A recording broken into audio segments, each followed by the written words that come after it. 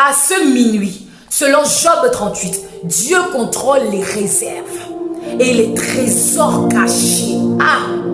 J'ordonne à la nuit d'inverser maintenant toute perte financière. Je dis d'inverser maintenant toute perte financière. Je dis j'ordonne à la lune de détruire les programmations de manque dans ta vie, dans le nom puissant de Jésus. Je dis, j'envoie les étoiles de Dieu frapper maintenant tous les coffres des ténèbres. Je dis que ces coffres soient frappés, brisés dans le nom de Yeshua. Que ceux qui avaient été volés te soient restitués. Maintenant, restitués. Maintenant, je dis, j'active les vents et les éclairs.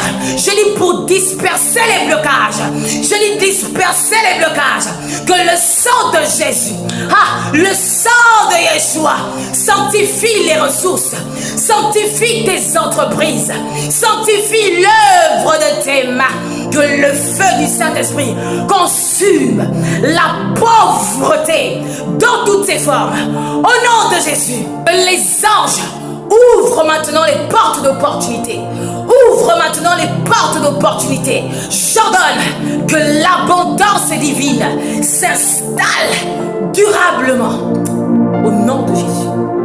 Amen. Le livre de Job au chapitre 38 est un manuel de domination cosmique. Quand Dieu demande à Job, as-tu commandé au matin? As-tu montré sa place à l'aurore? Peux-tu envoyer les éclairs, lier les Pléiades, établir les lois des cieux, my God?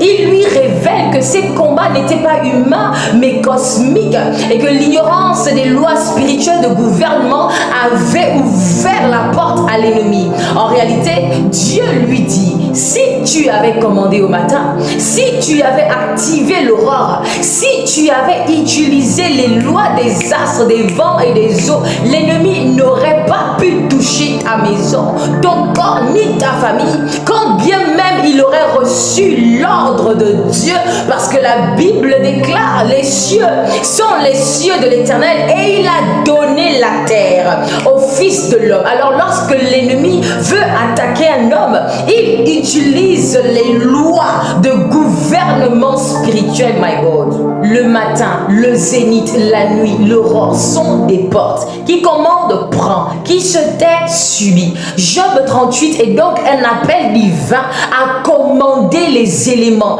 maîtriser les temps, imposer Christ au cosmos, renverser les programmations occultes et protéger sa destinée dans